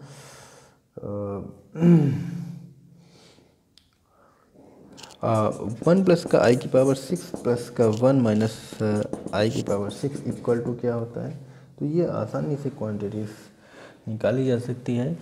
ठीक है, आई स्क्वायर इक्वल टू -1 होता है, यहाँ पे क्या है क्यूब, इस तरह से फॉर्मूलास लेके स्क्वायर लेके फिर क्यूब करके सोल्व करेंगे तो आसानी से निकाल सकते हैं। ठीक है, जैसे कि 1 प्लस का आई स्क्वायर प्लस का 2i की पावर 3 एंड 1 प्लस का आई स्क्वायर माइनस का 2i की पावर 3। आई स्क्वायर -1 होता है 1 माइनस का 1 प्लस का 2i की पावर 3 प्लस का 1 माइनस का 1 माइनस का 2i की पावर 3। ये हो गया 2i की पावर 3 प्लस माइनस का 2i की पावर 3।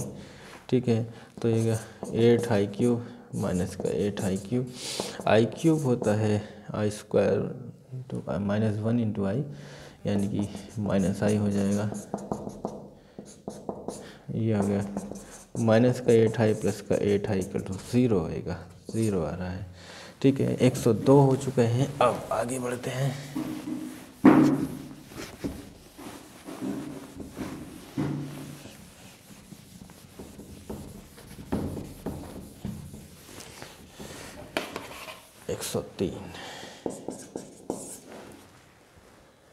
ठीक है, 103 की ओर। काफ़ी अच्छा क्वेश्चन है। z equal to √3 plus i/2, z की पावर 69 फाइंडिंग करना है। z पहले तो z को पहचानिएगा, z क्या है।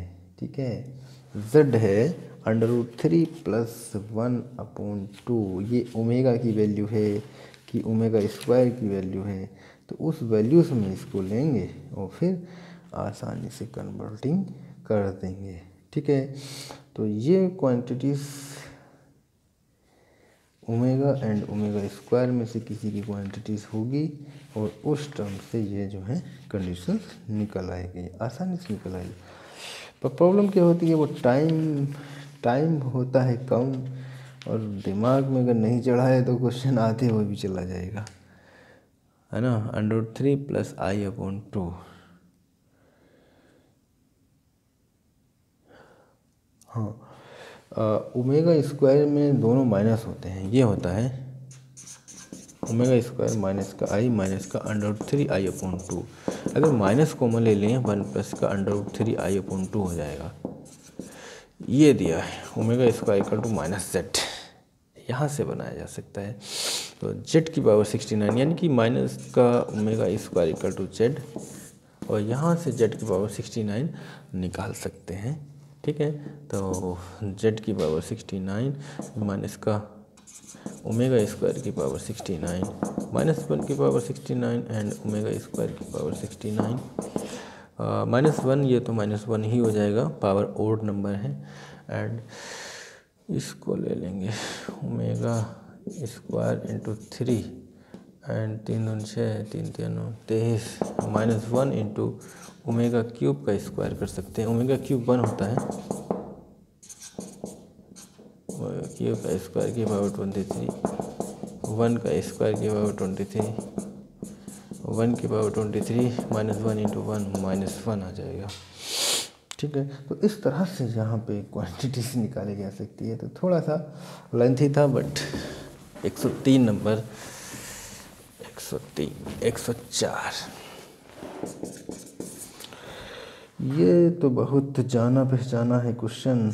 xn = cos π/2 की पावर n प्लस का i sin π/2 की power n, x1 x2 x3 x1 x2 dot ad infinite equal to आता है -1, ठीक है। बहुत बार आ चुका है, बहुत बार आता रहता है, ट्राई कर सकते हैं। और एक ये क्वेश्चन था यूपी टीजीटी 2009 में शायद आया है, आपको थोड़ा थोड़ा ध्यान लग रहा है, क्योंकि टीजीटी 2009 वाला पेपर काफ़ी स्टैंडर्ड पेपर था, ऐसा होना भी चाहिए। और 10 और 13 का वो यूपी बोर्ड के क्वेश्चन रख दिए गए हैं, केवल हाई स्कूल इंटर क्लासेस थे, तो वो काफ़ी इजी था या, ठीक है। तो इसमें है ऑप्शन है real of z equal to 0, imaginary of z greater than to 0, ठीक है, एंड रियल ऑफ z बड़ा है 0 से। 4 ऑप्शन दिए, तो ऑप्शन करेक्ट है imaginary of z equal to 0, ये इसका करेक्ट ऑप्शन आया करता है, ठीक है। 106 number, alpha is a complex number, यानी कि alpha square plus alpha plus का 1 इक्वल टू 0, दैन अल्फ़ा की पावर 31 क्या होगा। Alpha is a complex number, यानी कि ओमेगा मान लीजिए 1 + ओमेगा प्लस ओमेगा स्क्वायर 0 होता है, तो यानी कि ये ओमेगा है, ठीक है ना। कॉन्सेप्ट वाला क्वेश्चन है। ये क्योंकि 1 + ओमेगा प्लस ओमेगा स्क्वायर 0 होता है, तो 1 + का अल्फ़ा स्क्वायर 0 है, तो यानी अल्फ़ा इक्वल टू ओमेगा है। तो ओमेगा की पावर 31 अगर लिया जाए, तो ओमेगा की पावर 30 एंड ओमेगा की पावर 1, तो ओमेगा की पावर 3 की पावर 10 इंटू ओमेगा 1 हो जाएगा, ओमेगा हो जाएगा, आंसर आ गया ओमेगा, ठीक है। तो ओमेगा इसका आंसर आ जाएगा। अब अल्फ़ा में चल रहा है, तो आंसर क्या आएगा, अल्फ़ा की पावर 31 निकाल दो, अल्फ़ा आ जाएगा, ठीक है। तो 106 काफ़ी ट्रिकी क्वेश्चन है ये, तो इसके आने का चांसेस काफ़ी ज़्यादा होता है। 107 नंबर, ठीक है, 107 नंबर पर पॉइंट बना है, ये क्वेश्चन आ चुका है, पीजीटी वगैरह में आता रहा है। ये क्या है, the point Z1 Z2 Z3 and Z4 complex plane vertex of parallelograms, कोई पैरेललोग्राम से Z1 Z2 Z3 and Z4 are the vertices of parallelogram, then correct option क्या होगा। तो करेक्ट ऑप्शन होता है Z1 + Z2 equal to Z3 + Z4, ये correct option होता है। ऑप्शन उसमें और भी दिया है, Z1 + Z4 equal to Z2 + Z3, Z1 + Z3 Z2 + Z4, and एक तो यही वाला है जो करेक्ट है, एक है Z1 - Z2 equal to Z3 - Z4। तो इस तरह से उसमें और भी ऑप्शन दे रखे हैं, ठीक है। क्वेश्चन नंबर है 108। 8 108 आर्गूमेंट ऑफ z प्लस का आर्गूमेंट ऑफ z बार जब z 0 नहीं है इज ये होता है π/2। 109 the reciprocal of 3 plus √7i is क्या होगा 3 माइनस का √7i आएगा माइनस आई हो जाएगा। रेसिप्रोकल नहीं, रेसिप्रोकल तो उल्टा होता है ना। रेसिप्रोकल क्या होगा ये तो हो रहा था अगर माइनस आई हम ले रहे हैं तो माइनस आई क्या हो जाएगा इसका कॉम्प्लेक्स कंजुगेट हो जा रहा है ना। तो रेसिप्रोकल जो होना चाहिए आपको रेसिप्रोकल इसका उल्टा होना चाहिए 1/, में होना चाहिए ना 15। इसका आंसर चेक कर लेंगे, आंसर तो यही दिया है 1/, में होगा, हो सकता है कि यही आ गया हो। चलो ये तो नहीं आएगा, खैर गड़बड़ आंसर दिया। रेसिप्रोकल होगा रेसिप्रोकल 1/3 प्लस √7i। तो इसकी कॉम्प्लेक्स कंजुगेट से मल्टीप्लाइंग करेंगे 3 माइनस का √7i, ठीक है। उसके बाद ये सॉल्विंग करने के बाद जो आएगा वो रेसिप्रोकल हो जाएगा। अगर कॉम्प्लेक्स कंजुगेट पूछता 3 माइनस का √7i होता तो यहाँ पे जल्दबाजी की जा सकती है i² - 1 होता है 3 माइनस का √7i अपॉन 9 + 7 16 हो गया 3/16 माइनस का √7 में 16i, ठीक है। ये इसका हो जाएगा रेसिप्रोकल। 109 क्वेश्चन हुआ है। अब आगे बढ़ते हैं क्वेश्चन नंबर 110,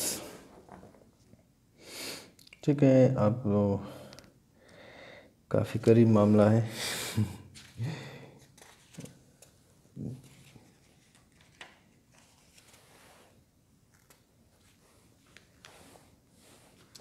ये क्वेश्चन बार बार आ चुका है। 1 माइनस का ओमेगा प्लस ओमेगा स्क्वायर की पावर 5 प्लस का 1 माइनस का ओमेगा स्क्वायर प्लस ओमेगा की पावर 5 किसके इक्वल होता है, ठीक है। 32 इसका आंसर आता है। ये TGT 2009 में आया है, उसके बाद भी शायद किसी एग्जाम में रिपीटिंग हुआ है, ठीक है। 111 एक इस टाइप का क्वेश्चन आता है, if z is complex number, z कोई कॉम्प्लेक्स नंबर है तो mod ऑफ z प्लस का 1 equal to √3 mod of z minus का 1 रिप्रेजेंट क्या रिप्रेजेंट करता है, स्ट्रेट लाइन, क्या ellipse, C hyperbola and D है सर्किल। 111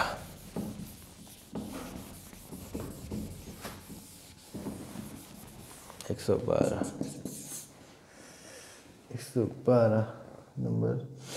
तो z प्लस का 1/z equal to 3 the greatest value, ये क्वेश्चन आया था।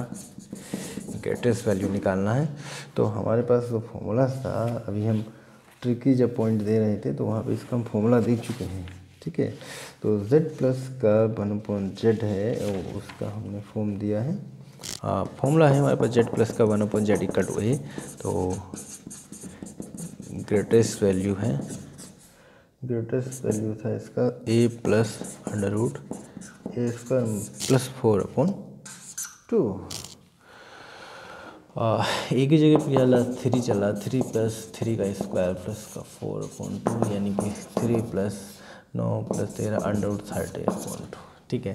तो ये आ जाएगा इसका ग्रेटेस्ट वैल्यू, ठीक। ये क्वेश्चन आ चुका है।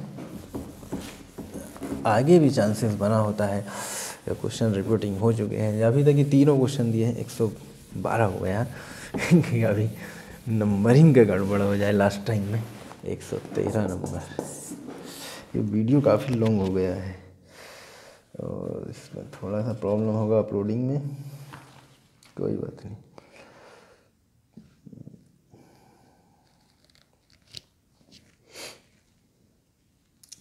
if Z1, Z2, Z3 and Z4 are fourth roots of unity, then Z1 square plus का Z2 स्क्वायर प्लस का Z3 स्क्वायर प्लस का Z4 स्क्वायर इक्वल टू आएगा 0। यानी कि Z1, Z2, Z3, Z4 fourth roots of unity हैं। ये क्या होंगे? 1 माइनस का 1 आई एंड माइनस आई। तो एक को Z1 मान लेना, Z2 मान लेना, Z3 एंड Z4। यहाँ पर वैल्यू पुट करेंगे तो 0 आ जाएगा। 114 नंबर। ये क्वेश्चन सोल्विंग के लिए दिया जा रहा है, जैसे कि 1 प्लस आई अपॉन 1 माइनस आई का क्यूब माइनस 1 माइनस का आई अपॉन 1 प्लस आई का cube equal to x plus i y. ठीक है, तो एक्स वाई पूछा है, find the x and y का कोऑर्डिनेट। ए ऑप्शन है 0 2, बी ऑप्शन है -2 0 एंड सी ऑप्शन है 0 -2 एंड डी ऑप्शन है नॉन। ठीक है, इनमें से कोई नहीं। 115 number.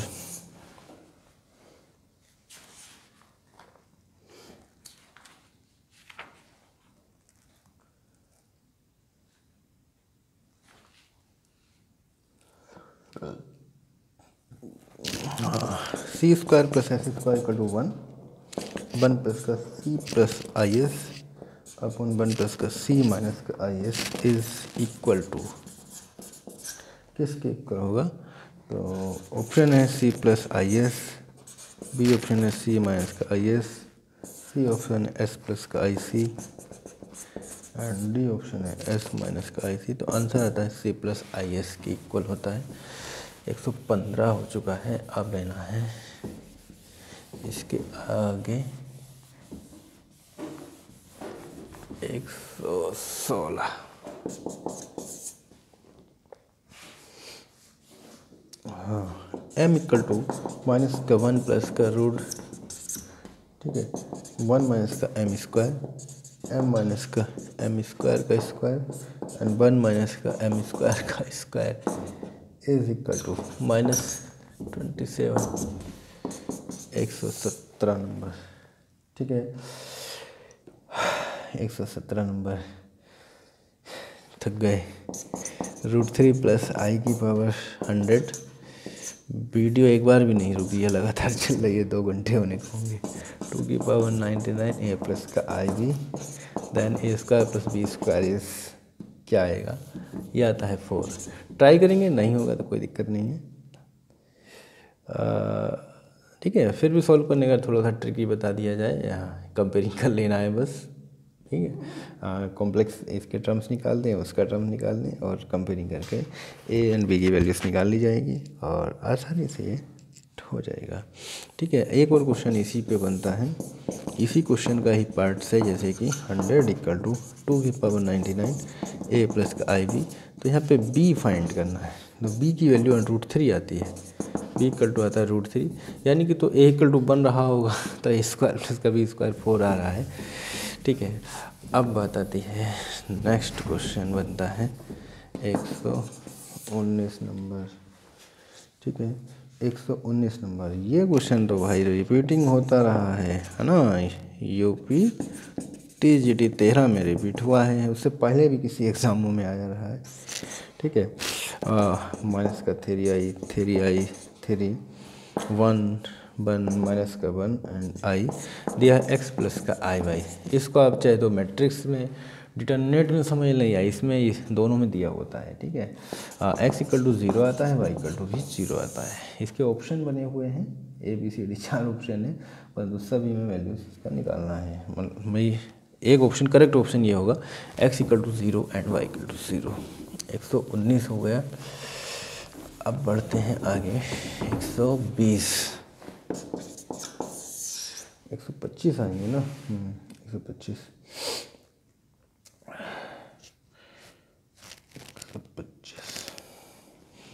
Z equal to x minus का आई बाई जेड की power 1/3 equal to p plus i q. यह क्वेश्चन यूपी PGT में आ चुका है, राजकीय इंटर कॉलेज प्रवक्ता वाले में। और p square plus q square is equal to ये आता है -2 के इक्वल। मान लीजिएगा इसकी वैल्यू फाइंडिंग करना है और इक्वल टू आता है -2 के बराबर। 121 नंबर 121।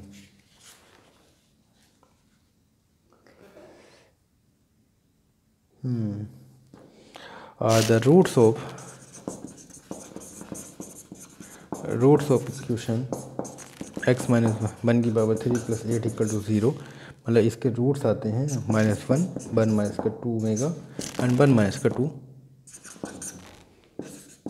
ठीक है, मतलब क्वेश्चन दिया है 1 omega and omega square = cube roots of unity, then find the roots of equation. इतने ये आएंगे, मतलब 4 ऑप्शन दिए थे तो मैंने केवल करेक्ट ऑप्शन लिख दिया है, ये इसका आंसर आना है। अब बात आती है 122 की। बहुत अच्छा क्वेश्चन है और जब पेपर थोड़ा स्टैंडर्ड बनाएंगे तो ऐसे क्वेश्चन तो आएंगे ही। ठीक है, ये क्वेश्चन उन पेपर के लिए है जब पेपर स्टैंडर्ड बन जाए, जैसे कि TGT 11 बन गया था, ऐसे क्वेश्चन वहाँ पे आए थे। Z lies on a straight line, Z कहाँ पे लाई करेगा, इस टाइप का क्वेश्चन आया हुआ था, शायद यही तो नहीं था। ठीक है, तो ऐसे क्वेश्चन आने के ज़्यादा चांसेस वहाँ पे आएंगे। क्वेश्चन नंबर 123, ये TGT 9 का है, यूपी TGT 2009 का।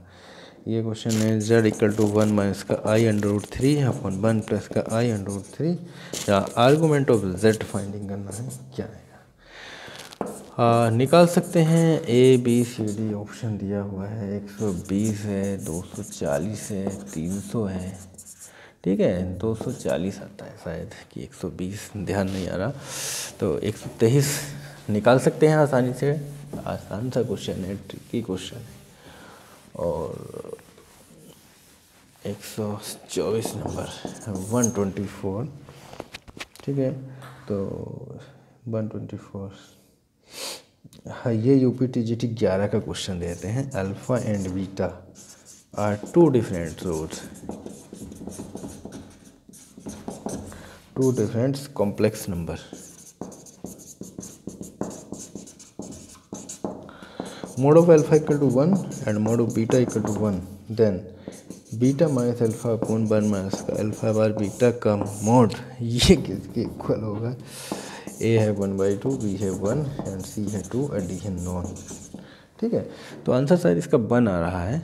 ठीक, तो काफ़ी थोड़ा सा टफ सा है ये क्वेश्चन उन्होंने डाला था यूपी TGT 2011 में, TGT 2011। 125 एंड लास्ट क्वेश्चन इस वीडियोस का चलो ये आसान सा लगा देते हैं। आई लोग, ये BSc क्लासेस से है, BSc में होता है इस टाइप का क्वेश्चन। ठीक है, आई लोग A - का AB upon A + IB is equal to, यानी कि 2 टॉपिक्स में हमने काफ़ी मोस्ट पॉइंट निपटाए हैं और अभी ये मिक्स टॉपिक्स वाइज दे रहे हैं, और जैसे जैसे ख़त्म होंगे फिर मिक्स्ड पेपर भी आने लगेंगे। ठीक है, यानी कैसा पेपर आएगा,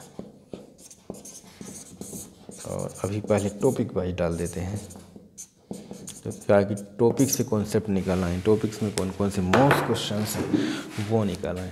तो 125 क्वेश्चन दिए गए हैं और देख सकते हैं वीडियो काफ़ी बड़ा हो गया, 1 घंटा 43 मिनट। देखें कैसे लोड किया जाता है।